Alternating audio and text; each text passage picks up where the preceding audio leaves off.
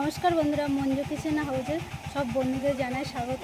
আজকে আমি দুটো রান্না আপনাদের কাছে শেয়ার করব। দুটো রান্না হচ্ছে, কাছ থেকে পেঁপে পারবো। পেঁপে পেরে বড় একটা রুই মাছ বাজার থেকে আনা হয়েছে, সেই পেঁপে দিয়ে রান্না হবে। আরও একটা রেসিপি তার সাথে থাকবে, সেটা হচ্ছে পটল। পটলটা সাধারণত আমরা যেভাবে ভাজা করে খেয়ে থাকি সেরকমভাবে করবো না, একটু অন্যরকম ভাজাটা করব। আপনারা পুরো ভিডিওটা অবশ্যই কিন্তু দেখবেন, আশা করি আপনাদের ভালো লাগবে। আর এই গাছ থেকে পেঁপেটা পেরে নিই, তারপরে রান্নাটা শুরু করব।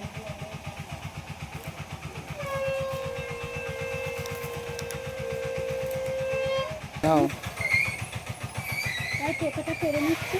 আর পেঁপে নিয়ে গেছি গাছে, সব পেরে খাওয়া হয়ে গেছে, গরমের সময় তো। দুটো আছে, দুটো পেঁপেই পেরে নেবে। যা চালের উপরে চলে গেছে, চালের উপরে পড়ে গেছে।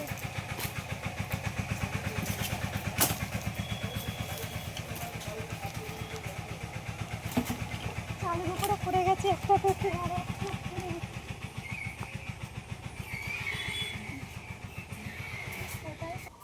দুটো গাছের থেকে পেঁপে পাড়া হয়েছে, দু রকম পেঁপে। একটা গাছে প্রথমে যেটা পাচ্ছিলাম, সে একটা পেঁপে পাততে গিয়ে চালের উপরে চলে গেছে। আর একটা পেঁপেই ছিল, সেটাতে আর হবে না বলে আর একটা পেঁপে গাছ থেকে এই পেঁপেটাও পাড়া হয়েছে। এবার আমি এই মাছটা কেটে নেবো। আগে বড় রুই মাছ।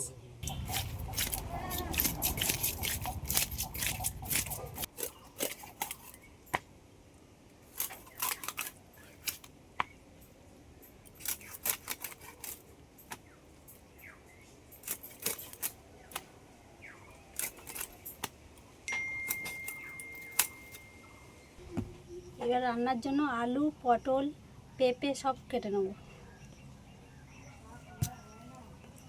এই ভাজার জন্য পটল নিয়েছি, এরকম বড় বড় সাইজের, একদম টাটকা পটল।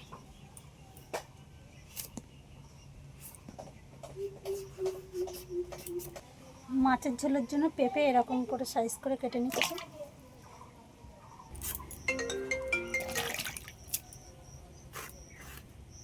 সব পটলগুলো এরকমভাবে কেটে নিলাম। পটলের মধ্যে দিয়ে দিচ্ছি হলুদের গুঁড়ো, লবণ, লঙ্কার গুঁড়ো,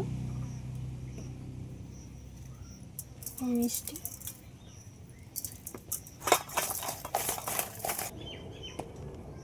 মাছটা তো কেটে ধুয়ে রেডি করে নিয়েছি। এবার আমি মাছের মধ্যে লবণ আর হলুদ মাখিয়ে নেব।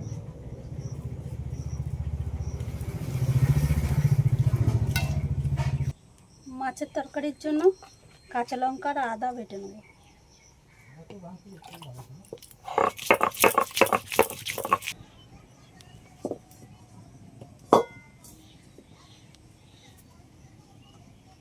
উনুন জ্বালিয়ে কড়াইটা বসিয়ে দিলাম। কড়াইটা একটু গরম হোক, তারপরে আমি কিছু মশলা ভেজে। মশলার মধ্যে এখানে নিয়েছি কিছুটা ধনে আর দুটো শুকনো লঙ্কা।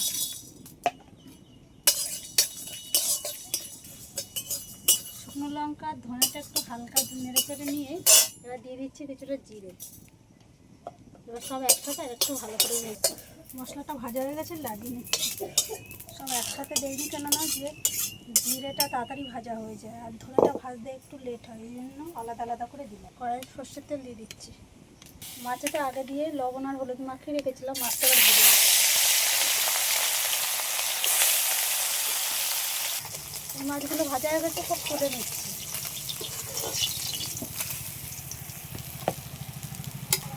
একইভাবে সব মাছগুলো ভেজে নেব। এবার সব মশলা মাখিয়ে রাখা পটলটা দিয়ে দিচ্ছি। পটলগুলো হাফ ভাজা হয়েছে, এইবার আমি দিয়ে দেবো পেঁয়াজ। পেঁয়াজগুলো একটু এরকম বড় বড় সাইজ করে কেটে নিয়েছি।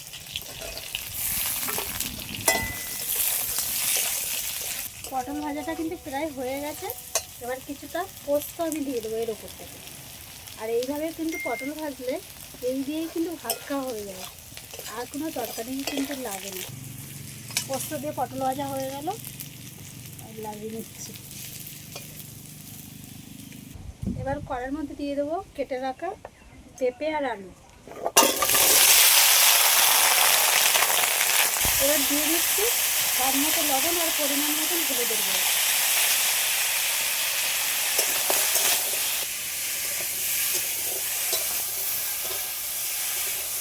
পেঁপে আর আলু হালকা করে ভেজে নিয়েছি, এবার জল দেব।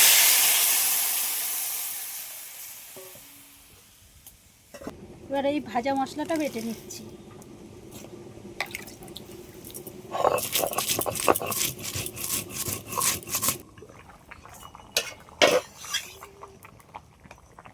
পেঁপে আর আলু ভালোভাবে সিদ্ধ হয়ে গেছে, এবার আমি এটা নামিয়ে নিচ্ছি।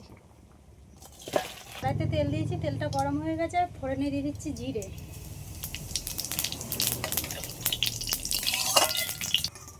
ফোড়ন হয়ে গেছে, এবার দিয়ে দিচ্ছি টমেটো।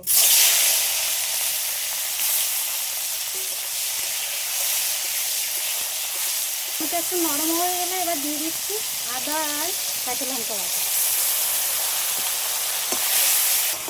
মশলাটা ভালো করে কষিয়ে নিয়েছি আর মশলাটা ভালোভাবে তেলে ছেড়ে দিয়েছি। এইবার আমি এই তরকারিটা ঢেলে দিচ্ছি।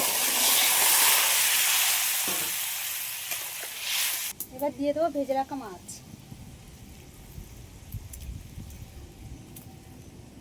মাছটা দেওয়ার পর তরকারিটা একটু ঝোলটা ভালো করে একসাথে ফুটিয়ে নিয়েছি।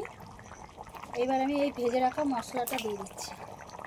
এই মশলাটা এক্ষুনি বেটে নিলাম। পেঁপে আলু মাছ দিয়ে রান্নাটা হয়ে গেল, এটাও নামিয়ে নিচ্ছি। আর বন্ধুরা, দুটো রান্না তো আমার কমপ্লিট হয়ে গেল। আর আপনাদের যদি এই ভিডিওটা ভালো লেগে থাকে আমার চ্যানেলটিকে সাবস্ক্রাইব করবেন, লাইক কমেন্ট শেয়ার করে বন্ধুদের পাশে থাকবেন। আর ফেসবুক পেজ থেকে দেখলে পেজটিকে ফলো করবেন।